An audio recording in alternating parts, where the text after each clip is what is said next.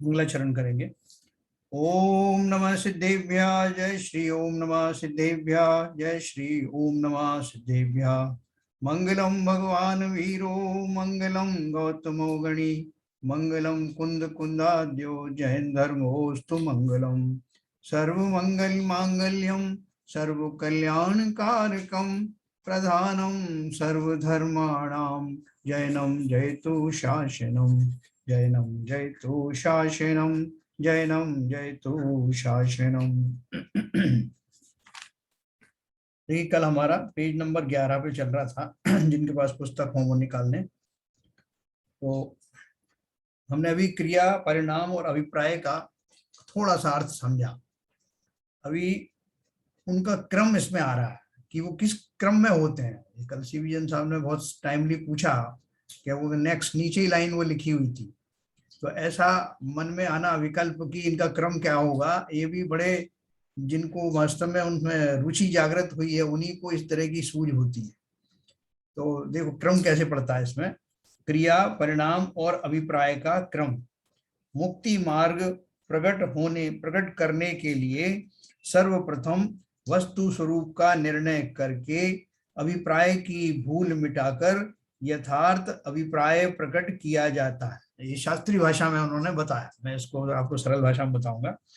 मुक्ति मार्ग प्रकट करने के लिए सर्वप्रथम वस्तु स्वरूप का निर्णय करके अभिप्राय की भूल मिटाकर यथार्थ अभिप्राय प्रकट किया जाता है। सम्यक अभिप्राय होने पर परिणामों में वीतराग भाव की वृद्धि होने लगती है और शेष रहे हुए शुभ राग के निमित्त से यथा योग्य धार्मिक क्रियाएं भी होती हैं।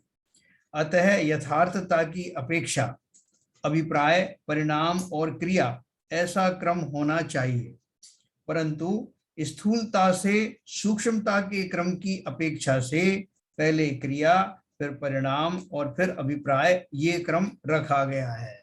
देखो मैं आपको फिर से इसका पैराग्राफ का अर्थ समझाता हूँ। ये बोल रहे हैं जब अपन कोई किसी भी मार्ग पे जाएं, मुक्ति मार्ग की बात क्यों करें, अपन कोई भी मार्ग पे जाएं तो उस मार्ग के चयन के लिए अपने को पहले वो मालूम होना चाहिए कि जहां मैं जा रहा हूँ। जैसे हमें मान लो दिल्ली जाना है, मैं अक्सर दिल्ली की बात करता हूँ। तो दिल्ली जाना है तो दिल्ली का स्वरूप मुझे मालूम होना चाहिए कि दिल्ली यहाँ से 600 किलोमीटर 700 किलोमीटर दूर एक स्थान है और वहाँ की कुछ कुछ जो चिन्ह है जिन्हें देख करके हम पहचान जाएंगे कि दिल्ली है। और वो मार्ग जो है वो मार्ग से भी हमको परिचित होना पड़ेगा कि ये मार्ग वहीं जा रहा है कि नहीं, दूसरा साइन बोर्ड लगा है कि नहीं दिल्ली का, किसी ने गलती से तो नहीं लगाया हुआ, नेचुरल कोर्स में लगा हुआ है। ये सारी बातें हम तय करते हैं। तो बोल रहे हैं कि वो हमारा वस्तु स्वरूप है ना, वो इस एग्जाम्पल में वो दिल्ली जाना, दिल्ली का स्वरूप, दिल्ली जाने वाले मार्ग का स्वरूप, उसमें होने वाले जो चिन्ह हैं वो सारा मेरा उस मुक्ति मार्ग को नक्की करने के लिए कि यही सही है, ये सारी चीजें मैं देखता हूँ। तो उसकी वस्तु स्वरूप का अर्थ क्या है, मुझे उसकी पहचान होना चाहिए जो मुझे चाहिए। अब किसी ने बोला भाई साहब मुझे लड्डू चाहिए, तो हलवाई की दुकान पे गए तो लड्डू का उसको मालूम तो होना चाहिए कि लड्डू गोल होते हैं कि चौकोर होते हैं कि कैसा होता है। जब तक आपको स्वरूप ही नहीं मालूम होगा तो आप उसकी प्राप्ति कैसे करेंगे। इसलिए उन्होंने क्या कहा, मुक्ति मार्ग प्रकट करने के लिए सर्वप्रथम वस्तु स्वरूप का निर्णय करके अभिप्राय की भूल मिटाकर, अभिप्राय की भूल मिटाकर क्या है कि अगर मुझे लड्डू चाहिए तो वास्तव में मैं लड्डू की खोज ही कर रहा हूं, उसके अलावा और कुछ मुझे नहीं चाहिए। मेरे अभिप्राय में ये पड़ा हुआ है। किसी ने कह दिया कि भाई साहब वहां चले जाना, वहां लड्डू ले आना, और मुझे ना तो उसमें इंटरेस्ट है ना मुझे उसका स्वरूप मालूम है, तो मैं जाके खड़ा हो जाऊंगा और मुंह उस तरफ करके दूसरी तरफ से भैया दे देना लड्डू दे देना, और उसने क्या दिया मुझे यही नहीं मालूम, ये लड्डू है कि बर्फी है कि पेड़ा है। क्योंकि ना तो मैंने वस्तु स्वरूप को नक्की किया है और ना मुझे उस तरफ रुचि है, मेरी श्रद्धा ही नहीं है उस तरफ जानने की। तो अभिप्राय में भूल का अर्थ क्या है कि मान लो मैं मिथ्या दृष्टि हूं, तो मिथ्या दृष्टि होने पर मेरे जो अभिप्राय रहते हैं उस अभिप्राय पूर्वक मैं मुक्ति मार्ग को कैसे पहचानूंगा। क्योंकि अभिप्राय अगर सही है तो ही आपको वो मार्ग मिलेगा, अभिप्राय ही गलत है कि मुझे जाना कहीं नहीं। जैसे मैंने आपको एग्जाम्पल बताया था ना कि वो पटरी क्रॉस करने वाला आदमी था, वो पूछ रहा था ये ट्रेन कहाँ जाएगी, वो ट्रेन कहाँ जाएगी, वो निकल गई क्या, ये आ गई क्या। तो उन्होंने पूछा आपको जाना कहाँ है, बोले जाना वाना कहीं नहीं। ऐसे जब तक मुझे अभिप्राय में क्लैरिटी नहीं होगी कि मुझे क्या चाहिए, और अभिप्राय का यहाँ अर्थ है श्रद्धा से है, मेनली मान्यता से है, जब तक मेरी मान्यता सही नहीं होगी, मुक्ति का मार्ग मैंने पता ही नहीं किया कि मुक्ति मार्ग किसे कहते हैं। मेरी मान्यता में मुक्ति का मार्ग क्या है? बहुत सारे लोग बोलते हैं भाई साहब मुक्ति मुक्ति कुछ नहीं है, स्वर्ग भी यही है, नरक भी यही है, कहीं नहीं जाना, सब यही है। तो उसका तो फिर खोज ही खत्म हो गई ना। आपने कंक्लूड ही कर दिया कि सब कुछ यहाँ है, तो काहे का मुक्ति मार्ग? तो इसलिए बोल रहे हैं मुक्ति का मार्ग उनको ही दिखाई देगा जिन्होंने दो निर्णय लिए। एक निर्णय तो एक मुक्ति के मार्ग के संबंध में कि यही मुक्ति का मार्ग है, और दूसरा ये कि मुझे वो चाहिए, मुझे मुक्ति चाहिए, ऐसा मेरा अभिप्राय है। और अपनी वर्तमान में मेरी जो क्या पर्याय चल रही है, मैं सम्यक दृष्टि हूँ या मिथ्या दृष्टि हूँ, इस स्वरूप का भी मुझे नक्की होना चाहिए। तो मुझे तीन चीजें पता होना चाहिए। एक तो जिस रास्ते पे मैं जा रहा हूँ उस रास्ते का स्वरूप क्या है, उसके लक्षण क्या है, उस पर जाकर के मैं वास्तव में अपने गंतव्य तक पहुंच जाऊंगा कि नहीं, नंबर एक। नंबर दो, मुझे वहां जाना भी है कि नहीं। नहीं सब मैंने उस किताब में पढ़ा, जानने के लिए पढ़ रहा था कि इसमें कहाँ दिल्ली जाते हैं, कैसे जाते हैं। तो आपको जाना है कि नहीं, जाना वाला नहीं। तो अगर जाना ही नहीं है तो इसका मतलब आपका जो मान्यता है, आपकी जो रुचि है, वो रुचि आपकी उस ओर बढ़ने नहीं देगी, आपको वहां जाने नहीं देगी। तो इसलिए जिन जीवों को अभिप्राय में भूल है, अर्थात उनको संसार में रहना है या मुक्त होना है, ऐसा जिनका अभिप्राय स्पष्ट रूप से है, उन्हीं को मुक्ति मार्ग का सच्चा स्वरूप समझ में आएगा। तो मैं मुझे क्या करना है? मुक्ति मार्ग प्रकट करने के लिए सर्वप्रथम वस्तु स्वरूप का निर्णय करके, ये मुक्ति का मार्ग है। ये मुक्ति का अर्थ है संसारी सारी अलाय वलाय से जो भिन्न है, ये मुक्ति का मार्ग है।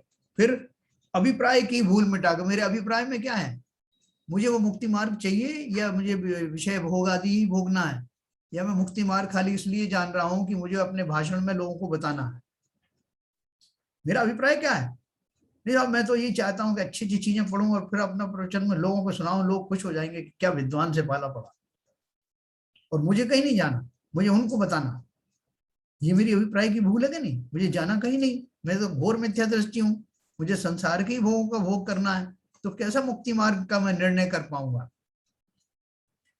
तो मुक्ति मार्ग प्रकट करने के लिए सर्वप्रथम वस्तु स्वरूप का निर्णय करके अभिप्राय की भूल मिटाकर यथार्थ अभिप्राय प्रकट किया जाता है। सम्यक अभिप्राय होने पर परिणामों में वीतराग भाव की वृद्धि होने लगती है। जिस क्षण से मैंने सोच लिया कि संसार में रहना किसे है, सर मुझे सुख चाहिए और सुख संसार में है नहीं, ये सब मैं बिल्कुल एस्टेब्लिश करता जाऊंगा अपनी मान्यता में। सब जीवों को सुख चाहिए है, मैं भी एक जीव द्रव्य हूं, जीव को जीवोचित सुख मिलना चाहिए। अपन ने वो कहानी सुनी ना, सिकंदर ने पौरुष से कैसे जो है व्यवहार किया था। सिकंदर ने जब पौरुष को पकड़ा तो उससे पूछा, बोलो तुम्हारे साथ क्या व्यवहार किया जाए? तो उसने क्या कहा, जैसा एक राजा दूसरे राजा के साथ करता है। ये बात सुनकर के सिकंदर बहुत प्रसन्न हुआ कि क्या बात कही है, जरा भी भयभीत हुए बिना उसने ऐसी बात कही। तो ऐसे ही मुझे भी सुख तो चाहिए, लेकिन कैसा सुख चाहिए? जो जीवों को वास्तव में सुखी करे, क्योंकि मैं जीव हूं। इसका अर्थ क्या है? मुझे बहुत क्लैरिटी है कि जीव को कैसा सुख चाहिए, उस जाति का ही सुख मुझे चाहिए, मैं भी जीव राजा हूं। तो वो जब मुझे सुख चाहिए, ये मैंने पक्का निर्णय कर लिया कि मुझे ऐसा सुख चाहिए जो जीवोचित हो, और ये भी मैंने पक्का एस्टेब्लिश कर लिया कि ऐसा सुख संसार में नहीं मिलता।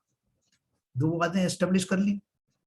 तीसरी बात ये कि मुझे अभी चाहिए, ज्यादा देर नहीं करना चाहता मैं, जितने उस सुख से मैं क्यों वंचित रहूं जो मेरा जन्म सिद्ध अधिकार है।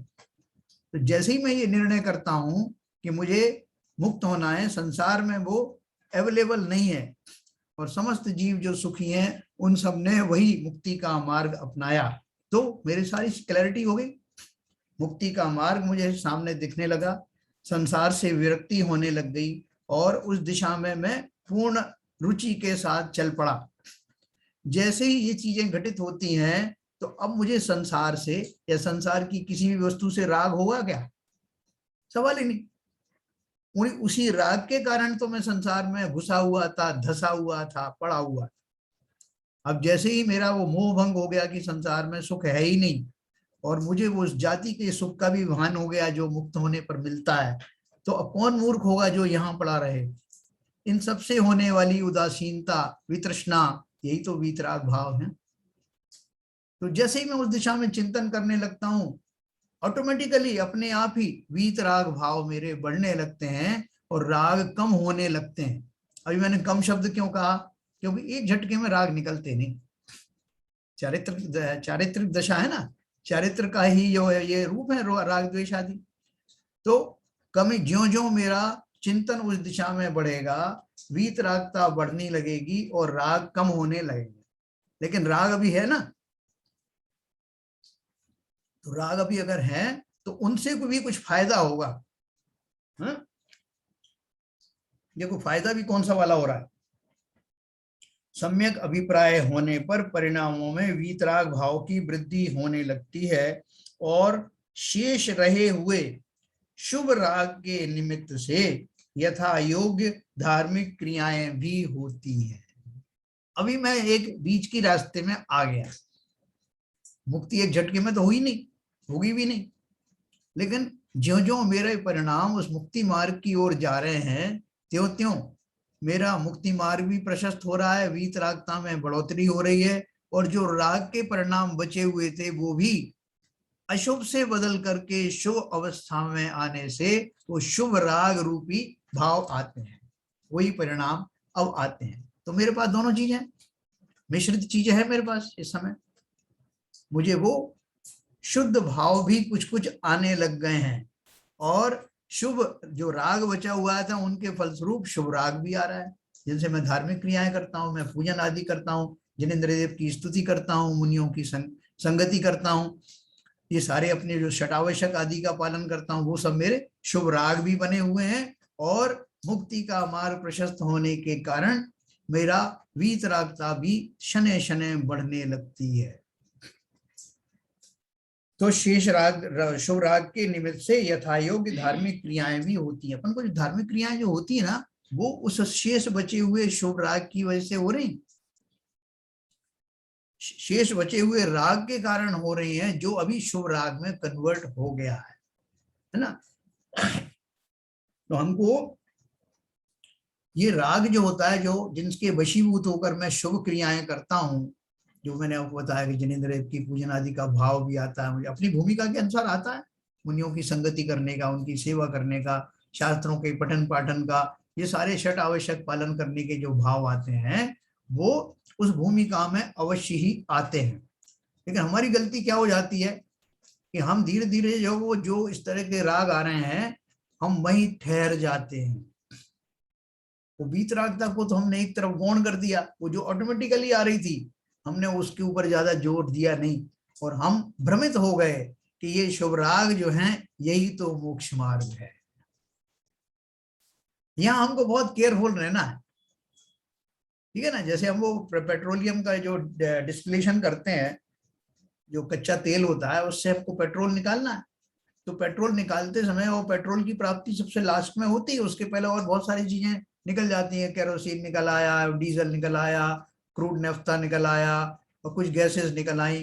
तो हमें भ्रमित नहीं होना कि पेट्रोल आया नहीं, हम डीजल को ही मान लें हाँ ये सब पेट्रोल, तो हम मस्त हो गए, आगे की खोज बंद।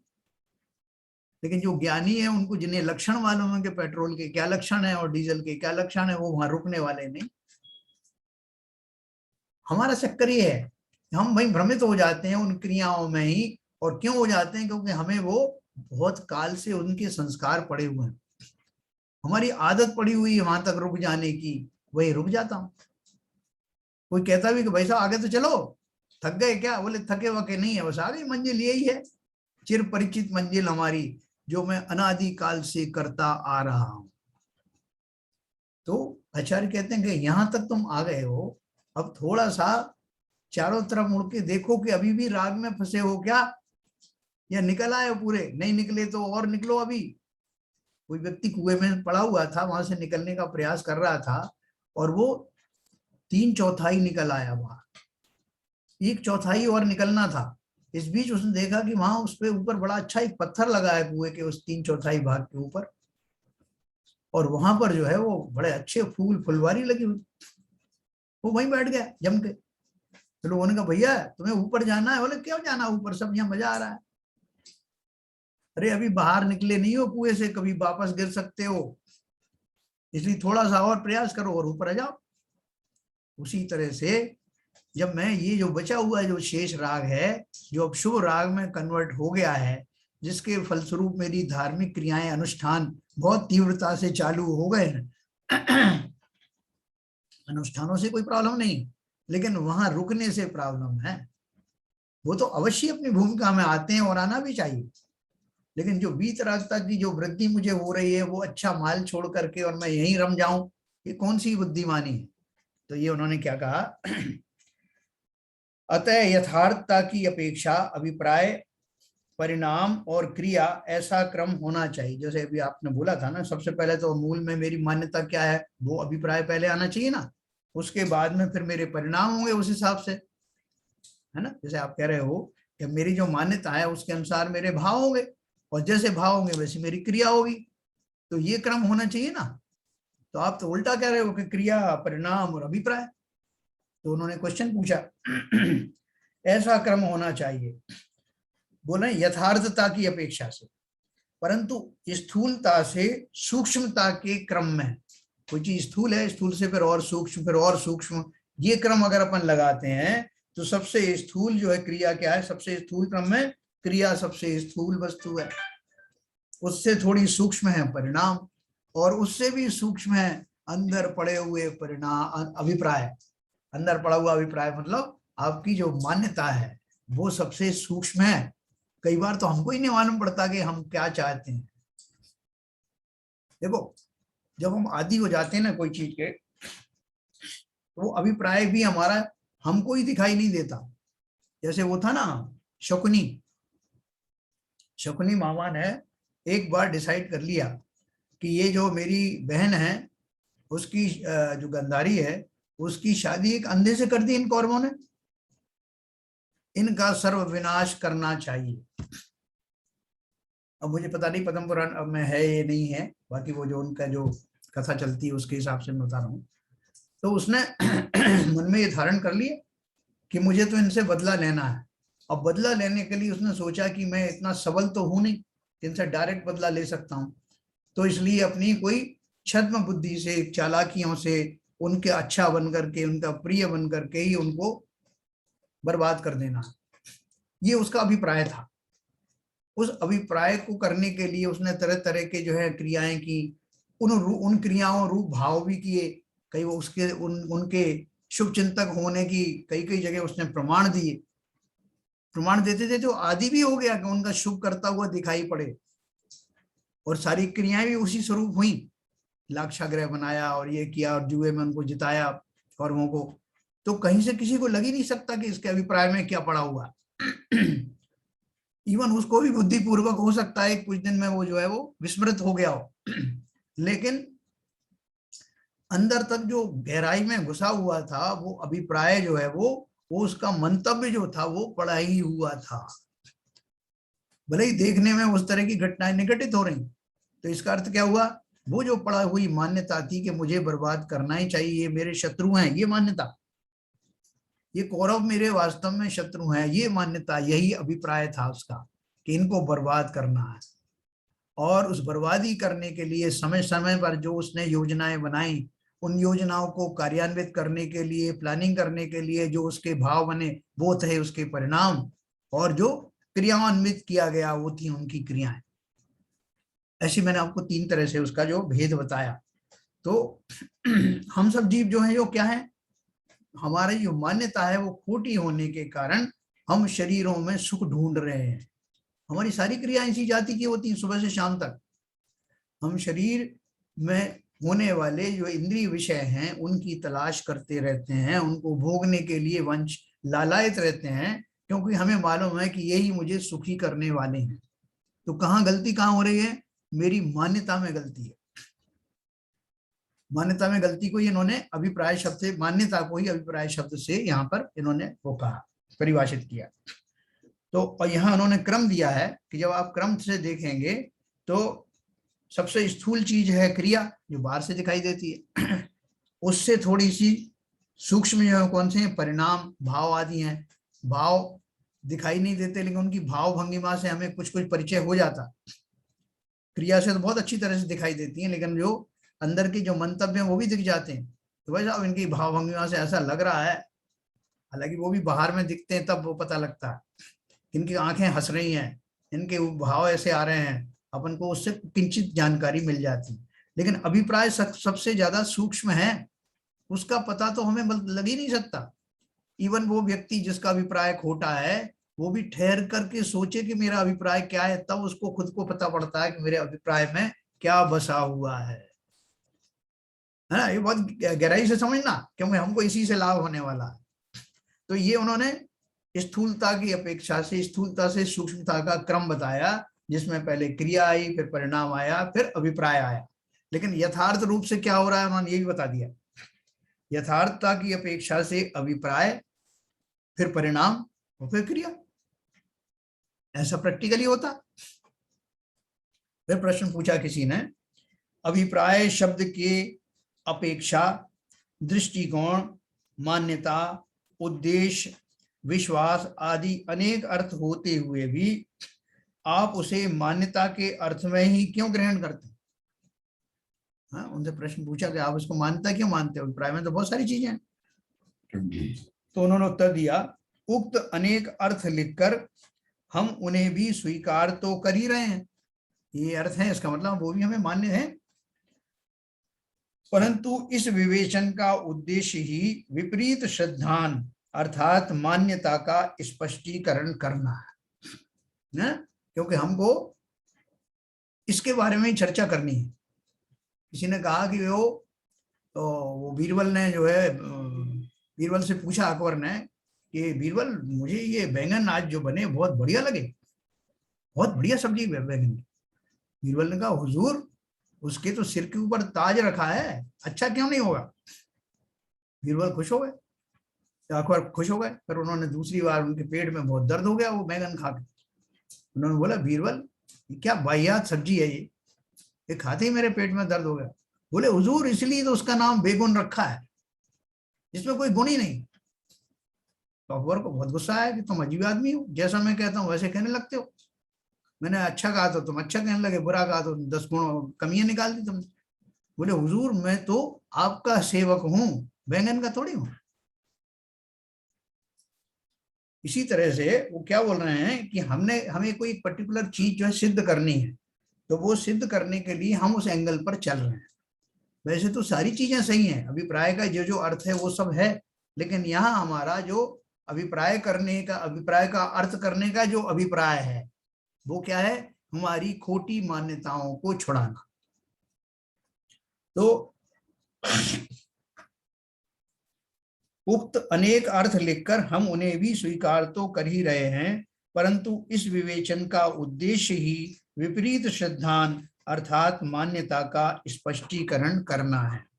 इस विवेचन के मूल आधार मोक्ष मार्ग प्रकाशक ग्रंथ में भी मान्यता के अर्थ में अभिप्राय शब्द का प्रयोग किया गया है।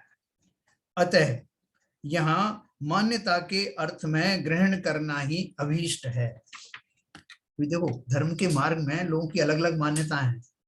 वो सारे लोग क्या बोलते हैं, भाई साहब मैं तो धर्म का एक स्वरूप मानता हूँ। धर्म एक ऐसा एक चीज है जिसकी व्याख्या एक पान वाला भी करता है, एक मजदूर भी करता है, और बड़े बड़े मनीषी भी करते हैं। अपनी अपनी अपेक्षा से, अपने अपने दृष्टिकोण से वो उसकी करते हैं अपेक्षा, वो अर्थ करते हैं। तो मान्यता में क्या है, कुछ लोग आपको ऐसे कहते मिलेंगे कि भैया स्वर्ग यही है, नरक यही है, और कुछ नहीं है धर्म, हम तो उसको धर्म मानते हैं, भूखे को भोजन कराना, प्यासे को पानी पिलाना, बस ये धर्म। दूसरा बोलेगा नहीं नहीं साहब इतना नहीं है, इससे आगे भी है। वो क्या आगे है कि नहीं, उसको जो गरीब है उसको दान आदि देना, उसकी जो थोड़े वस्त्र आदि दे देना, बस इसी का नाम धर्म है। ऐसे धर्म के बहुत व्यापक रूप हैं। कुछ जीवों के लिए ये है कि जो अपना जो संप्रदाय है उसके अलावा बाकी सब जीवों को हटा देना संसार से, ये हमारा धर्म है। तो धर्म की व्याख्या लोग अपने अपने हिसाब से करते हैं, और उनकी वो मान्यताएं वो उसका रंग रूप ले चुकी हैं, स्थापित हो गई उनके अंदर। इसलिए उन्होंने क्या कहा, अतः यहाँ मान्यता के अर्थ में ही अभिप्राय शब्द को ग्रहण करना यथेष्ट है। फिर प्रश्न किया किसी ने, क्रिया, परिणाम और अभिप्राय में योग का क्या स्थान है। किसी ने इसमें क्वेश्चन किया, योग भी बताओ इसमें जरा। उत्तर दिया, मन वचन काय के निमित्त से होने वाले आत्म प्रदेशों के कंपन को योग कहते हैं। योग की क्या परिभाषा है, अपन ने करणानी परिचय में भी पढ़ा था, जैन धर्म जानिए में भी पढ़ा था। मन वचन काय के निमित्त से होने वाले आत्म प्रदेशों के कंपन को योग कहते हैं। ये मैं एक बार आपको फिर से और स्पष्ट करूं इसको। आत्मा के जो प्रदेश हैं सभी संसारी जीवों के, उनके आत्मा के जो प्रदेश हैं उनमें निरंतर एक नैसर्गिक नेचुरल वे में उनमें प्रकंपन होता है, वाइब्रेशंस होते हैं, नेचुरल वे में होता है। सभी गतियों के जीवों में, सभी काय के जीवों में, सभी में होता है। तो वो होने से क्या होता है कि वो उनके होने से उसके जिन्हें भाव योग कहते हैं, वो उन भाव योगों के निमित्त से काय योग होते हैं, वचन योग होते हैं, भाषा योग होते हैं।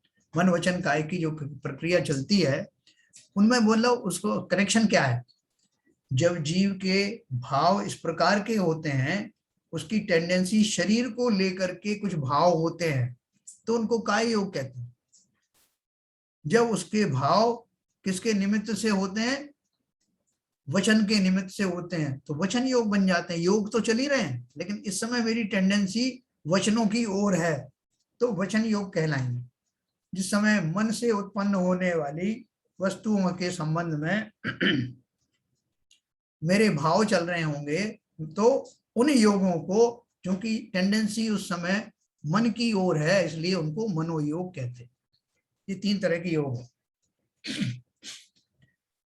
तो मनोयोग, वचन योग और काय योग वाली टेंडेंसी को अपन समझते हैं तीन तरह से। तो यहाँ वो क्या बोल रहे हैं, मन वचन काय के निमित्त से होने वाले आत्म प्रदेशों के कंपन को योग कहते हैं।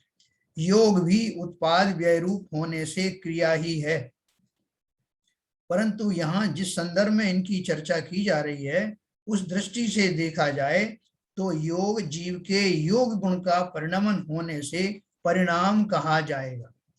देखो यहाँ योग की बात क्यों लेके आए, आपको थोड़ा अटपटा लग रहा होगा कि ये जो परिणाम में योग का क्या लेना देना। तो उन्होंने क्या बताया कि परिणामों की रेंज जो है वो कहां तक जाती है। परिणाम क्या है, जीव के भाव, स्थिर रहने वाले जो भाव हैं जिनसे जीव भावित होता है, यानी भावमय हो जाता है, उनको ही परिणाम कहते हैं। तो यहाँ परिणाम क्या हो रहे हैं, योग जीव के योग गुण का परिणमन होने से परिणाम कहा जाएगा। है ना। योग गुण मतलब कौन सा योग गुण, कौन सा है, मनोयोग, वचन योग और काय योग वाली टेंडेंसी। तो टेंडेंसी का अर्थ क्या है, भाव। तो भाव ही तो परिणाम है ना, इसलिए उन्होंने वो योग के द्वारा होने वाले तीनों प्रकार के भावों को परिणाम शब्द के अंतर्गत लाया है। मेरे जो परिणाम तीनों तरह के होते हैं ना, मन के, वचन के, काय के। तो इसलिए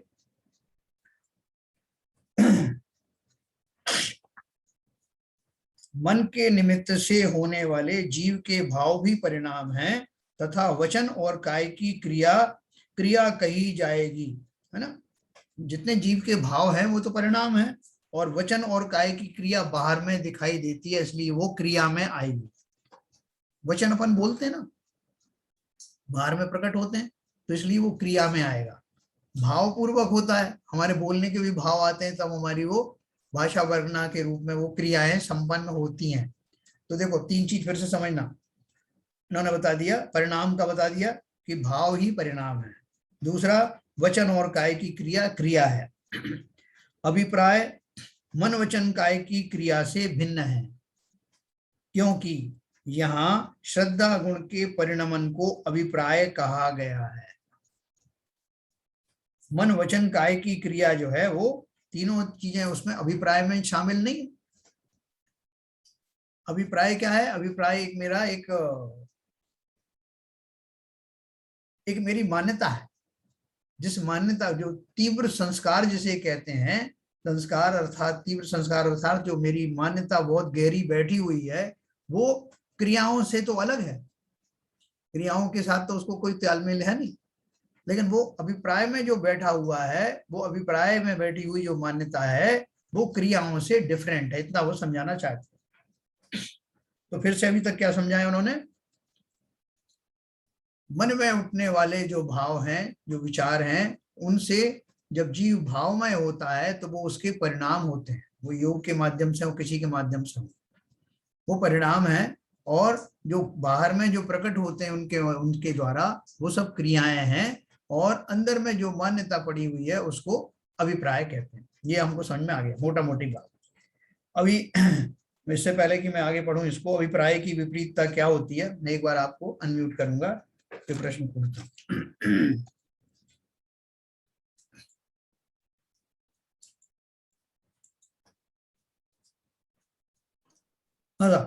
थोड़ा भारी हो रहा है क्या?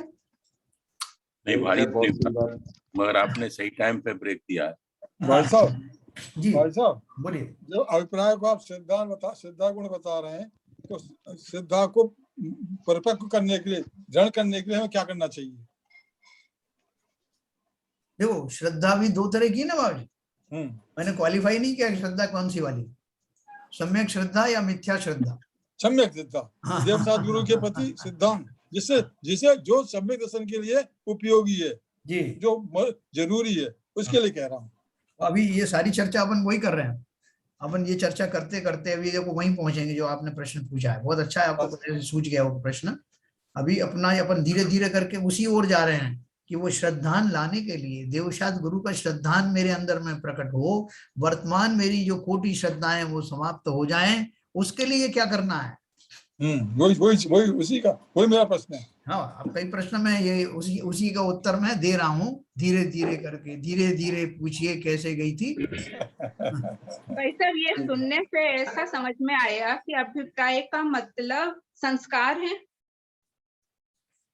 देखिए बहन जी, एक्चुअली संस्कार में इसलिए नहीं कहूंगा कि संस्कार जो है बहुत जल्दी जल्दी बदल सकते हैं, हालांकि उनमें भी टाइम लगता है, दृढ़ संस्कार होते हैं तो वो जल्दी नहीं बदलते। आप किसी अपेक्षा से संस्कार कह सकती हैं, लेकिन संस्कारों से भी दृढ़ होती है मान्यता। उस मान्यता के वशीभूत होकर के ही हम संस्कारों का निर्माण करते हैं, और उन संस्कारों के निर्माण की होने के कारण ही हमारे फिर फर्दर भाव होते हैं। ये एक संस्कार शब्द मान्यता हमारी अनादिकाल से है कि शरीर मेरा है जी, तो ये मान्यता ही है ना।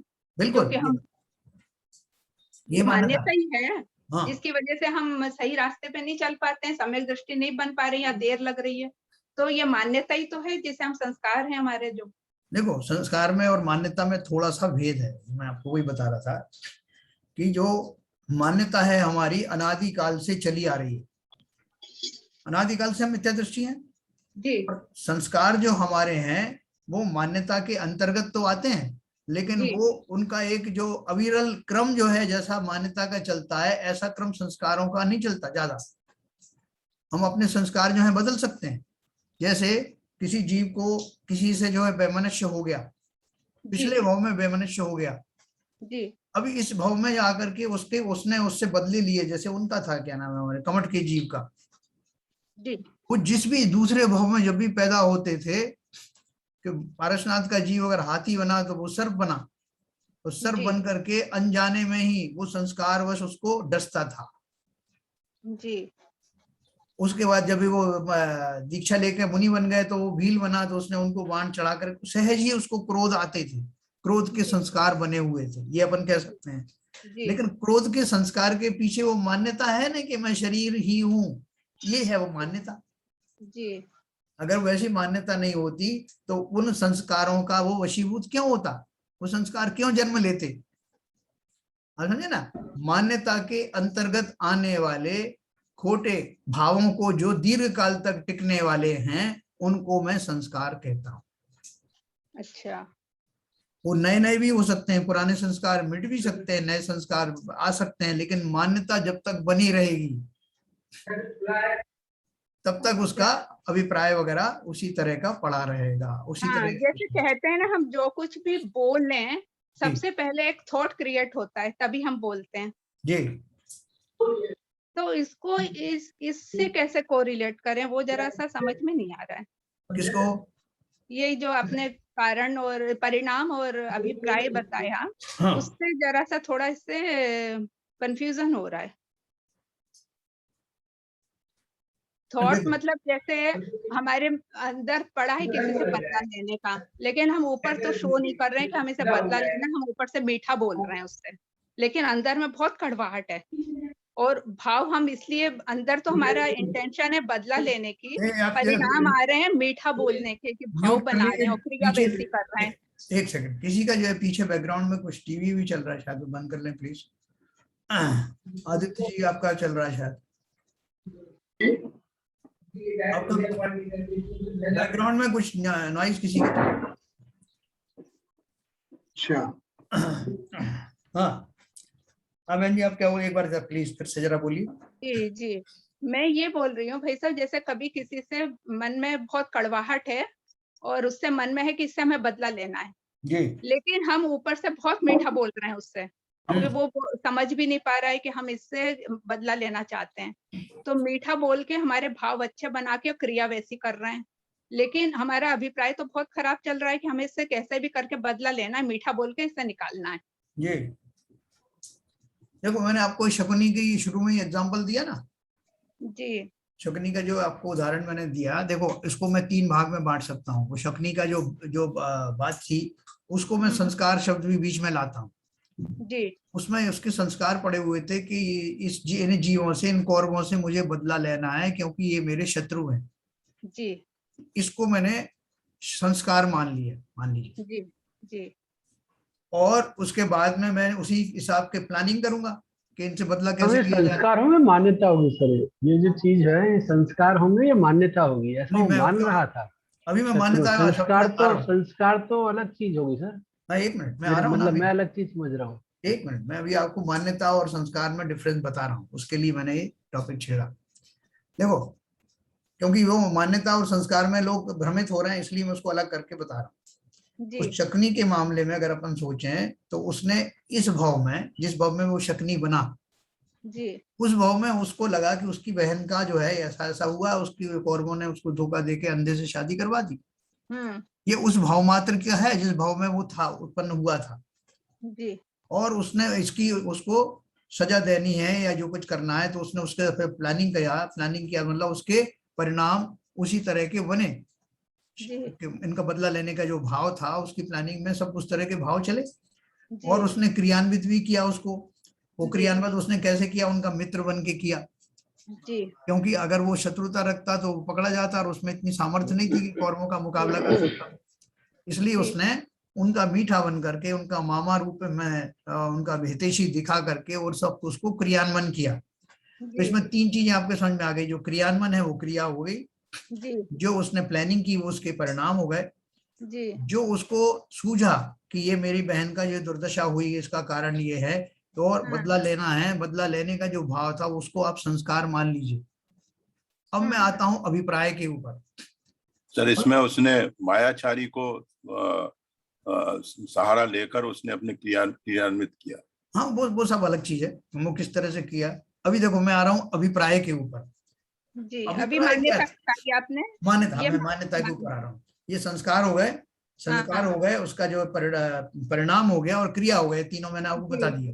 जी जी लेकिन उस जीव की जो मान्यता थी कि मैं शरीर हूं, जी मिथ्या दृष्टि होने के कारण मैं शरीर हूं, इस शरीर का ही तो अपमान किया। उसकी बहन जी का भी एक शरीर था, उसका खुद का भी एक शरीर था, और वो कौरवों के भी शरीर थे। जी इन्होंने ऐसा किया, उन्होंने वैसा किया, और मेरा नुकसान हो गया। ये सब मेरी मान्यता के कारण ही तो प्रकट हुआ। जी जो अनादिकाल से उसकी खोटी मान्यता चली आ रही थी कि मैं शरीर हूँ, मेरी बहन भी शरीर है, ये कौरव भी शरीर हैं, और इनका मैं भला बुरा कर सकता हूँ। ये सारा जो मान्यता है, इस मान्यता के स्वरूप ही नए नए संस्कारों ने जन्म लिया। उसके अनुसार प्लानिंग करने का उसके जो परिणाम आए और जो क्रियाएं की, उसे अपन सब जानते हैं। मतलब मान्यता आपने ज्यादा वो बताई, मान्यता के बाद संस्कार आए। जी हाँ, यही मैं कहना चाहता हूँ कि सबसे पहले मान्यता। मान्यता है, वो बस, सबसे ज्यादा बड़ी है, फिर संस्कार हैं, और उससे इंटेंशन बनी। और देखो, मूल में मान्यताएं 2 ही प्रकार की हैं। मान्यता के उसमें प्रकट होने के अलग अलग स्टेजेस हो सकती हैं, लेकिन मूल मूल में मान्यताएं दो ही हैं, एक मिथ्या मान्यता और एक सम्यक मान्यता। जी सारे जीवों की उस मिथ्या मान्यता के वशीभूत होकर के लोग अलग अलग उसकी धर्म की परिभाषाएं बना लेते हैं, धर्म की, शरीर की, प्राप्ति की, संसारी चीजों की। लेकिन सम्यक मान्यता एक ही प्रकार की है। दो प्रकार की हुई मान्यता, खोटी और सही। वही तो मैंने बोला, सम्यक सम्यक तो एक ही मान्यता है ना, सम्यक मान्यता। जी जी खोटी मान्यता एक अपने एक बड़ा स्वरूप उसका दे दिया, उसकी बहुत सारी विविधताएं हो सकती हैं। हाँ हाँ ठीक है। लेकिन सम्यक मान्यता का कोई विविधता नहीं, एक ही होती है सम्यक। हाँ एक ही होती है। अर्थात समस्त खोटी मान्यताओं के विपरीत जो चीज होती है वही सम्यक है। हाँ है ठीक ना? है।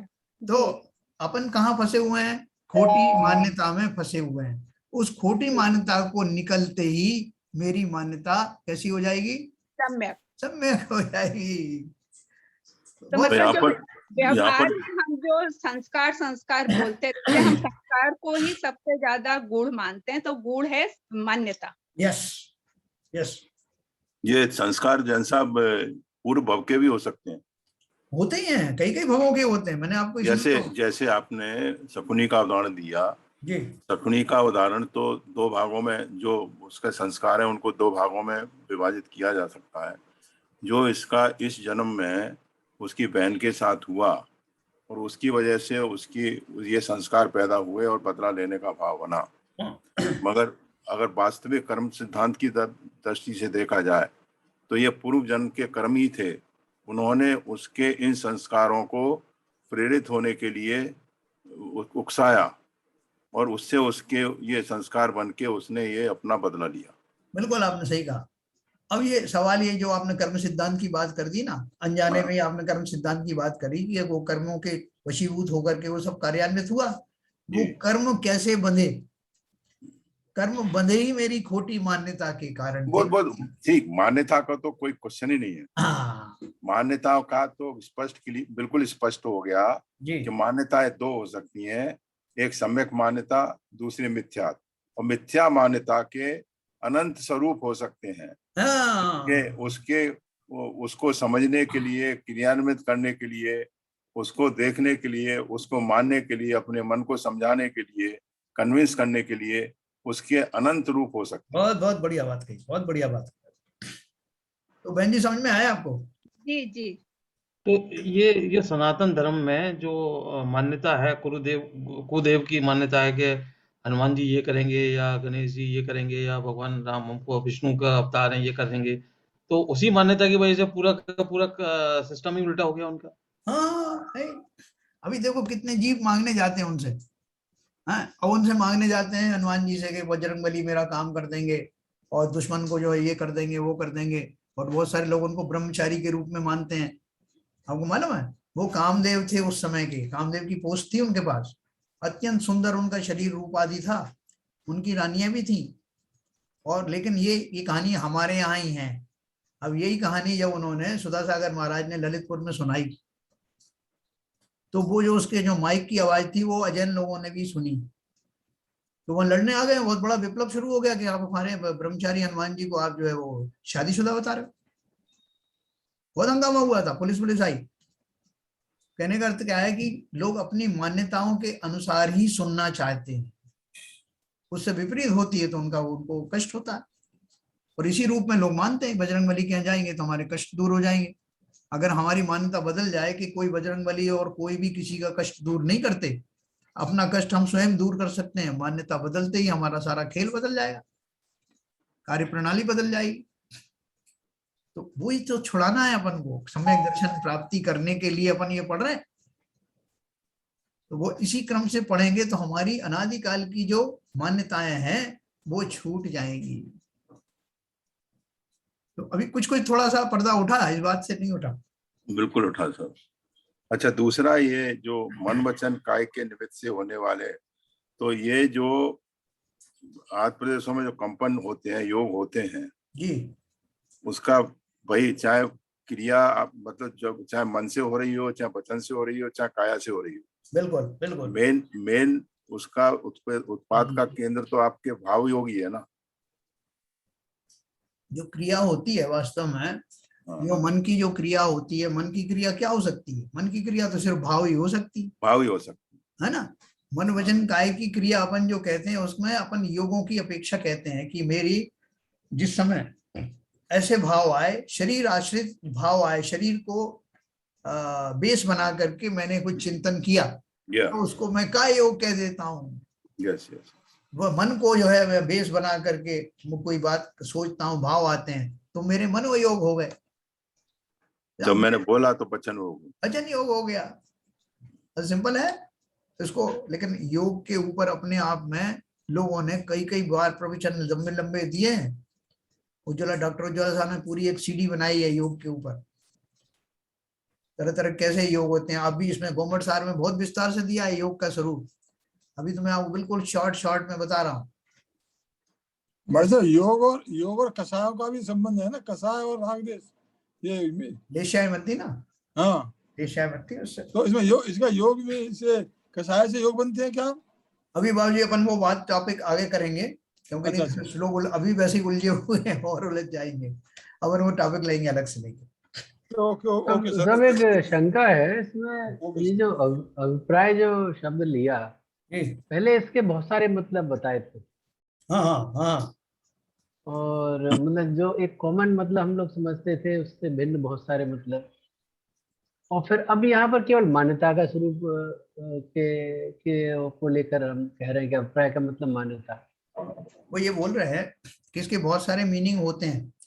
अभी जैसे परिणाम शब्द है, परिणाम का क्या क्या मीनिंग हो सकता है? रिजल्ट। यहाँ रिजल्ट से मतलब है क्या? तो उन्होंने बताया कि एक ही शब्द के कई मीनिंग होते हैं और वो उन दशाओं में उन चीजों के लिए एप्लीकेबल भी हैं, लेकिन उनमें से हम कौन सा अर्थ ले रहे हैं और क्यों ले रहे हैं। जैसे समय के बहुत सारे अर्थ होते हैं, लेकिन जब मैं समय सार कहता हूं तो समय सार से मेरा मतलब क्या है? आत्मा का मतलब। समय का अर्थ टाइम भी होता है, समय का अर्थ और भी बहुत सारे होते हैं। तो इतने सारे अर्थों में से जो मेन अर्थ में जो ले रहा हूं, किस पर्पज से ले रहा हूं, वो पर्पज भी आपको बता दिया गया है कि अभिप्राय शब्द जो यहाँ लिया जा रहा है मान्यता के रूप में लिया जा रहा है। ये तो उन्होंने पहले लिखा ना, अभिप्राय शब्द के अपेक्षा, दृष्टिकोण, मान्यता, उद्देश्य, विश्वास आदि अनेक अर्थ होते हुए भी आप उसे मान्यता के अर्थ में ही ग्रहण क्यों करते हैं? उन्होंने दिया, उक्त अनेक अर्थ लिखकर हम उन्हें भी तो स्वीकार कर रहे हैं, परंतु इस विवेचन का उद्देश्य ही विपरीत श्रद्धान अर्थात मान्यता का स्पष्टीकरण करना है। देखो, अपन कोई चर्चा लेके बैठे हैं तो चर्चा के पीछे अपन कंसंट्रेट फोकस्ड हो करके कि हम क्या कहना चाहते हैं और क्यों कहना चाहते हैं। ऐसे दुनिया भर के टॉपिक हैं, लेकिन हमें वो पर्टिकुलर टॉपिक हम क्या लेके जा रहे हैं। जैसे अभी बाबूजी ने योग की बात छेड़ी, इसमें भी योग की बात आई है, लेकिन अभी पर्टिकुलरली हम अगर उस पर फोकस कर देंगे तो हमारा ये मेन टॉपिक जो है तो डाइवर्ट हो जाएगा। उसी तरह से जिस अभिप्राय शब्द को जिस कारण से हम लेके यहाँ बैठे हैं, वो कारण ही ये है कि हम उसको मान्यता के संदर्भ में देखना चाहते हैं, क्योंकि हमारी भूल सारी जो है मान्यता की ही है। अभी अभी अपन सम्यक दर्शन प्राप्त करके आए ना वहां से, पंचलब्धि से, तो वो उसमें भी मान्यता ही थी ना, खोटी मान्यता हट करके सम्यक मान्यता हुई, इसी का नाम सम्यक दर्शन। तो ये भी एक आपका नया है ना, मान्यता भी। हाँ बिल्कुल नए कह सकते हैं। दृष्टिकोण शब्द आया ना इसमें, शब्द में दृष्टिकोण आया। दृष्टिकोण क्या है? नए है। आप बिल्कुल उसको नए कह सकते हो। उसमें जो व्यवहार नए और निश्चय नए, फिर असद्भूत व्यवहार नए, सद्भूत व्यवहार नए, उपचरित असद्भूत नए व्यवहार नए, ये सब आएगा। वो नए भी हम अपन पढ़ेंगे बाद में, लेकिन ये अभी मैं उसका बैकग्राउंड तैयार कर रहा हूँ। आप खुद ही कहोगे साहब कि वो नए जो है पढ़ाई अब समय आ गया नहीं, वो इसलिए वो बात सामने आई ना। हाँ कि आप इस नए से इस अभिप्राय शब्द का उपयोग कर रहे हैं। हाँ, एकदम सही कहा। इस अभिप्राय शब्द का जो मैं किस नए के लिए उसका जो है उदाहरण दे रहा हूँ, किस नए से मैंने उसको माना। वो जो शब्दों की जो मीनिंग है उनमें भी अलग अलग नए से अलग अलग उसकी मीनिंग है जी। जैसे परिणाम शब्द का मैंने बताया कि रिजल्ट भी आता है परिणाम। तो परिणाम क्या निकला? अपन ऐसे ही बोलते थे आपने इतनी मेहनत करी, इसका क्या परिणाम निकला? वो रिजल्ट से मतलब है। एक दूसरा रिजल्ट वो होता है, ऐसा आज परिणाम घोषित होने वाले हैं 10वीं कक्षा के, वहां उसका अर्थ वो रिजल्ट का अर्थ दूसरा, ठीक है ना? विनोद बहन जी इसमें ने जो लास्ट लाइन विनोद जो बहन जी का दी है एक जो वो इसमें, अभी वीडियो जो आया है उसमें अभी कल की बात है, ये दर्शन पाठशाला में इतना बढ़िया बताया नयों के ऊपर, पूरे नए जो है एक ही उसमें वीडियो में करीब सभी आ गए हैं।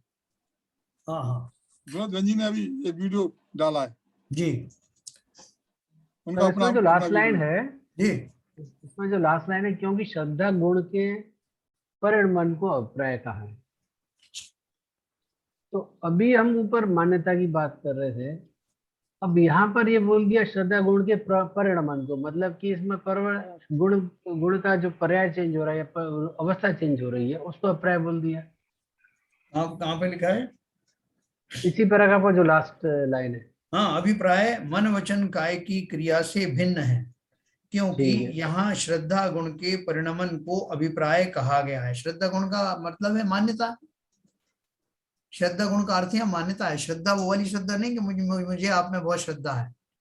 श्रद्धान, यहाँ श्रद्धान से अर्थ, यहाँ श्रद्धा गुण की जो इसी को श्रद्धान भी कहा है।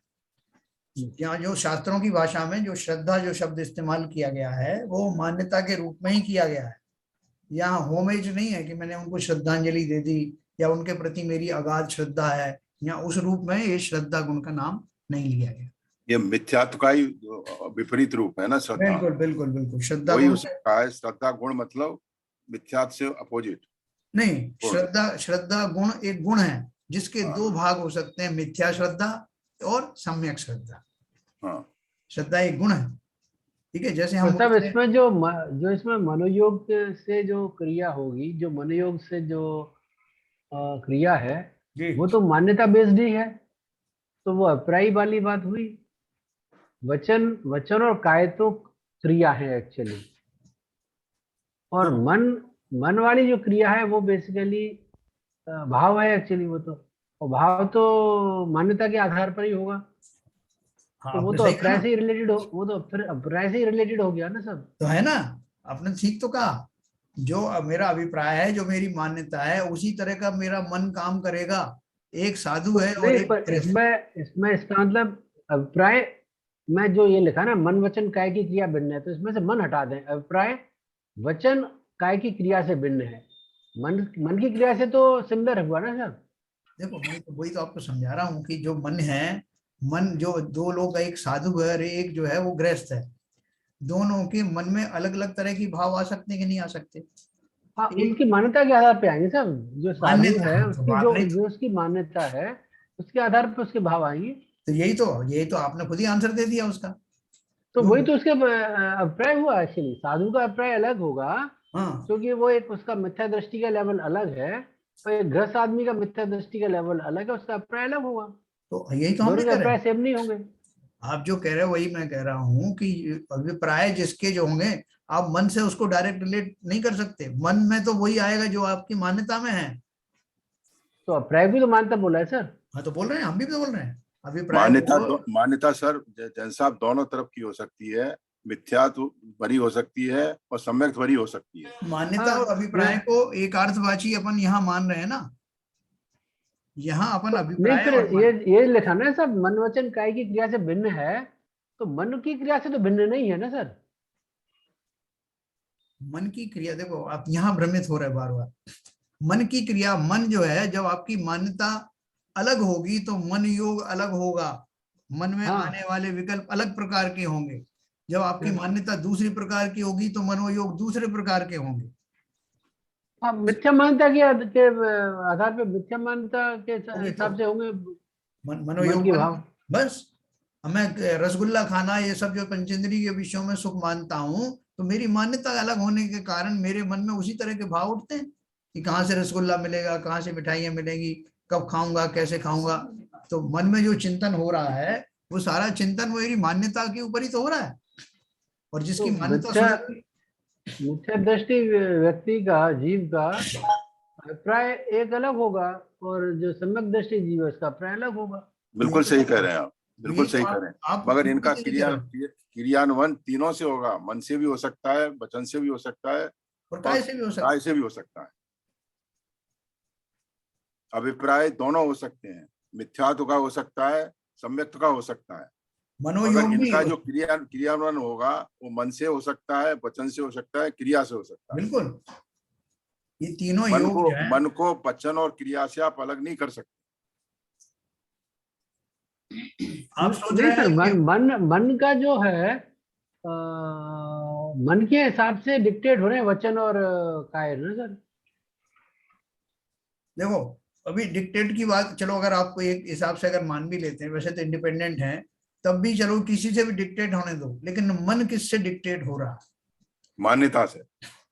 मन बस सिंपल बात। मान्यता मिथ्यात्व हो सकती है, सम्यक भी हो सकती है। भाई मन मेरा तो उसी ये दिशा तो मैं में बोल रहा हूँ जाएगा। सर, मन भिन्न नहीं हुआ मेरे अभिप्राय से, यही तो मैं कह रहा हूँ सर।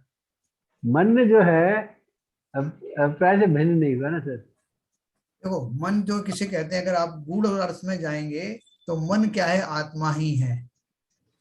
अगर आप जो है भाव मन की बात करेंगे तो वो आत्मा ही है, और जो मान्यताएं हैं वो जीव की ही तो हैं, उसकी आत्मा की ही तो हैं। उस समय में होने वाली जो उसकी मान्यताएं हैं वो जीव ही तो है। जब उसकी जो है जो मिथ्या मान्यता होती है तो वो जीव ही तो करता ना। जीव कौन है? आत्मा है ना।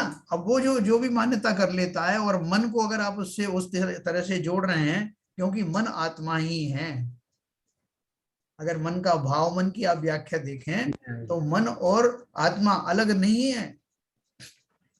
मगर जो मन काम कर रहा है वो मान्यता के अधीन होकर कर रहा है। अधीन होकर के कर रहा है। चाहे भाव मन कर रहा है या आत्मा कर? चाहे मिथ्यात्व मान्यता हो चाहे सम्यक मान्यता हो। यस। ये अंकल जी, मेरा ये मतलब ये क्वेश्चन है कि जैसे हम बोलते हैं मान्यता और भाव एक ही है, मान्यता से ही भाव होते हैं, लेकिन जैसे भाव परिस्थिति जन्य भी होते हैं।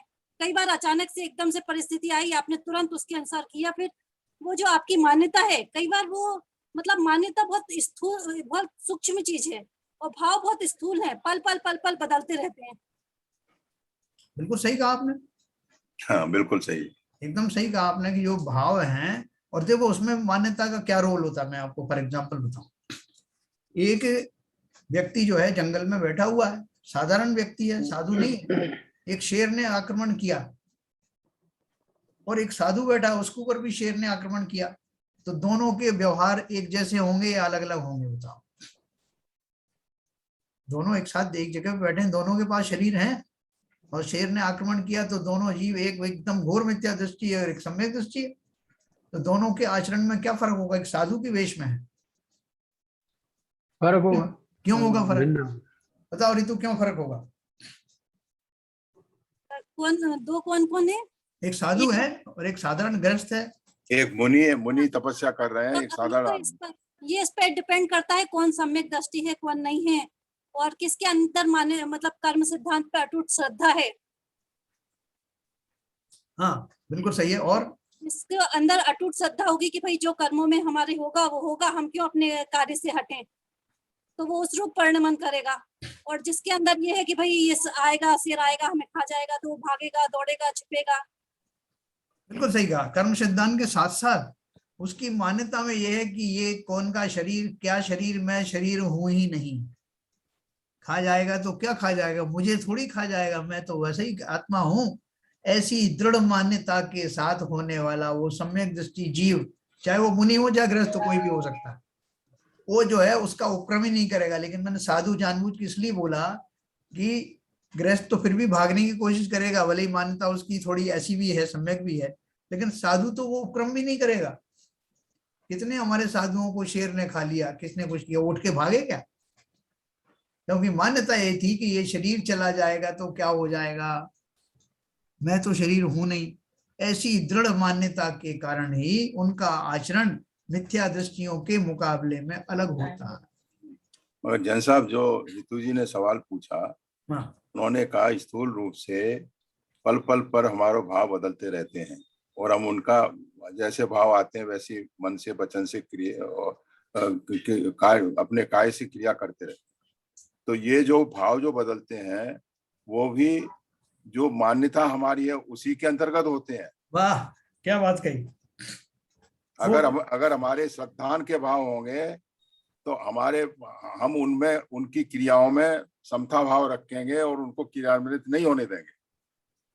देखो और डायरेक्शन अगर हमारे मिथ्यात्व के भाव हैं तो पल पल हमारे जो मान माया लोभ ये कसायों के वशीभूत होकर उसमें हम क्रियाओं को परिणमित करते रहेंगे।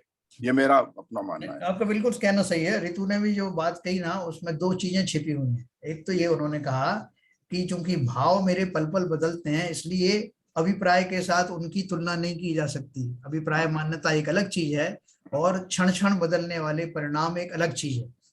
ये तो हो गई दो बात। तीसरा ये कि वो जो भाव जो क्षण क्षण बदलते हैं उनको डायरेक्शन कहाँ से आता है, वो मेरी मान्यता से आता है। वो अभिप्राय से ही आता है ना, अभिप्राय से आता है। वही तो मैं कहने सर अभी आपने बताया कि मन वचन काय में मन मतलब सब इंडिपेंडेंट हैं, लेकिन अगर देखा जाए तो बिना मन के ना तो वचन बनेंगे और ना काय की क्रिया होगी, तो सभी एक दूसरे के साथ ही काम कर रहे हैं। अगर हमारा मन ही नहीं होगा तो हमारे कैसे वचन आएंगे, कोई थॉट ही नहीं होगा। थॉट इंडिपेंडेंट नहीं है।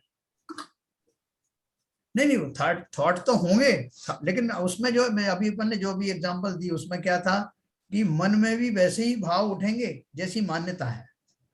नहीं, अभी आपने एक बताया कि मन इंडिपेंडेंट है वचन काय, लेकिन कहाँ इंडिपेंडेंट है? मन के बिना वचन और काय काम ही नहीं कर सकते। मन जब होगा तभी थॉट आएगा, तभी वचन बनेंगे, तभी काय की क्रिया होगी। देखिए उसमें आपकी बात सही है, लेकिन यहाँ जो तीनों काय जो योग है, योग की जब अपन परिभाषा पढ़ेंगे, पहले भी पढ़ी है, तो उसमें यही आएगा। किसी ने प्रश्न यही उठाया जैसा आपने उठाया कि ये जो क्रियाएं तीनों होंगी, वचन की भी तभी होगी जब मनपूर्वक कोई आदमी विकल्प करेगा, वैसे क्रियाएं भी तभी होंगी। लेकिन वहां वो कहते हैं कि जिस समय प्रमुखता से मन में उठने वाली वस्तुओं के प्रति उपयोग होगा, जीव का कंसंट्रेशन होगा, ध्यान होगा, तब उसको मनोयोग कहा जाएगा। कभी वो शरीर के बारे में सोच रहा है, शरीर की दशा के बारे में, शरीर की अच्छाई बुराई के बारे में, मन ही होगा तभी तो सोचेगा कैसे? नहीं ना मन तो, कैसे सोच लेगा? है तो सही, लेकिन मुख्य रूप से किस अपेक्षा से उसकी टेंडेंसी कौन सी घटनाओं से जुड़ी हुई है तो मन के द्वारा ही, इसमें कोई शक की बात नहीं। लेकिन उसमें जो मुख्य कारण है जिसके कारण वो प्रवृत्ति उस समय की चल रही है, इसलिए उसको मुख्यता के नाम से उसका वो नाम दिया गया है। हाँ, वो एक कह सकते हैं कि किसी समय कुछ कोई मुख्य बनता है, कोई गौण हो जाता है। हाँ वही है, तो एक अलग चीज है, लेकिन मन के बिना कुछ हो ही नहीं सकता। मन तो मेन है, मन तो मेन है। और मन के बिना ना तो वचन आएंगे ना शरीर क्रिया करेगा। अच्छा देखो, अपन अभी मैं चलते चलते एक बात और कहूँ कि मन को अपन कभी तो गाली देने लगते हैं, साहब मेरा ये मन पापी मन जो है ऐसा ऐसा करता है। कभी हम बोलते हैं कि साहब मन के हारे हारे और मन के जीते जीत, अच्छा मन रखें सब कुछ हो जाए। तो मन दो तरह का होता है क्या, एक दुष्ट मन और एक अच्छा मन? भाव बदलते हैं। मान्यता बदलती है ना। तो ये विषय अपन कल और चलाएंगे, वो इंटरेस्टिंग लग रहा होगा, है ना। इसको अपन और बिल्कुल क्लैरिटी ले आएंगे अपन को कि क्या मन क्या करता है बच्चे, क्योंकि यही तो हमारा काम है। अंकल जी वो जो हम बोलते हैं जैसे केवल ज्ञान के बाद जैसे जो सिद्ध अवस्था आती है, तो भगवान जो है केवली भगवान मनोयोग वचन योग काय योग तीनों को अपना गुप्त वो स्थिर करते हैं ना। पहले मनोयोग छूटता है, फिर वचन योग, फिर काय योग तो एंड तक रहता है। मतलब जब तक वो सिद्ध नहीं होते तब तक काय योग होता है, जबकि मनोयोग तो उस समय नहीं होता है। बिल्कुल सही कहा आपने, बिल्कुल सही कहा, बहुत बढ़िया। ये इसका विवेचन जो है मैं आपको बताऊं, एक बाबूजी का भी क्वेश्चन था, वो ऑनलाइन क्वेश्चन था टेलीफोनिक, तो वो उनको भी मैं उसका आंसर दूंगा। और ये अपन उससे जुड़ रहे हैं योग से, बहुत अच्छी बात है। तो कल अपन इसका और स्पष्टीकरण करेंगे। ऋतु ने अच्छी बात कही। चलिए जैसा थोड़ा मेरा एक और उसमें थोड़ा सा ही था जी, कि मेरे को जो बात समझ में आ रही है कि मतलब जैसे सब बहुत बड़े बड़े उसका मान्यता मतलब एक ऐसी चीज हो गई कि जो हमारी पूरी चीज को पूरी उल्टी कर देती है, सारी चीज को। मतलब अब वो गलत है या सही है वो मान्यता है। यदि हमारी वो मान्यता चल रही है तो उससे फिर हमारे सारे रिलेटेड जो भी काम है या रिलेटेड जो भी हमारे थॉट प्रोसेस है सारे की सारे उसके हिसाब से बनते चले जाते हैं। यदि वो मान्यता गलत है तो उसके हिसाब से गलत काम होंगे, यदि मान्यता सही है तो उसके हिसाब से सही कार्य होंगे। यदि अभी तक ये समझ पाया तो अभी देखो मान्यता शब्द, मान्यता शब्द का एक अर्थ और आपको बताऊं, बहुत सारे लोग कहते हैं हमारी फलाने फलाने देव की मान्यता है साहब, ऐसी मानता कहते हैं, मान्यता नहीं मानता। क्या मानता है कि साहब मेरा ये काम हो जाएगा तो ये इतने छत्र चढ़ाऊंगा, या इसकी वो लोग बलि देते थे पहले, तो फलाने देवी के यहाँ जो है मैं ये बलि चढ़ाऊंगा, ये हमारी मान्यता है देवी की। वो मान्यता में और मान्यता वो एक्चुअली मिला करके लोगों ने वो शब्द गढ़ा है। ठीक है, तो अपन इसकी भी चर्चा करेंगे अभी, जैसे आपने शैलेंद्र जी ने कहा कैसी खोटी मान्यताएं होती हैं जिसके वशीभूत होकर के लोग इस तरह की वो कल्पनाएं करते हैं। यही आप बोल रहे चाह रहे हैं ना? मन्नत कहते हैं, मन्नत। हाँ, मतलब यही मैं कहना चाह रहा था, क्योंकि मतलब एक बेसिक चीज है आपकी, जो यदि सही है और गलत है वो अंदर आपके घर कर गई है, तो उसके हिसाब से फिर सारी क्रियाएं होती हैं। बस हाँ, बिल्कुल यही सार इसका, ये इसका सार यही है। ठीक है, कल अपने सब्जेक्ट को और चलाएंगे, अभी समय बहुत हो गया। अभी खत्म होने की इच्छा नहीं कर रहे हम। टाइम का कोई कंस्ट्रेंट नहीं हो रहा है। चलिए साहब।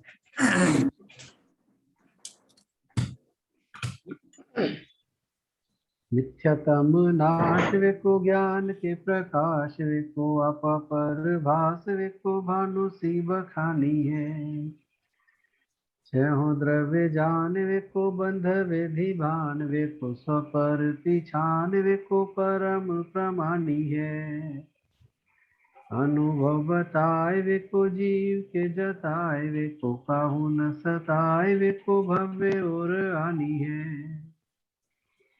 जहाँ तहाँ तार वेको पार के उतार वेको सुख विस्तार वेको यही जिनवाणी है। हे जिनवाणी भारती तो है जपो दिन रैन, जो तेरी शरणा गए सो पावे सुख चैन। जिनवाणी के ज्ञान से सूझे लोकालोक, तो वाणी मस्तक नमो सदा देते हैं दो, सदा देते हैं दो। जिनवाणी माता की जय। जय। नमो।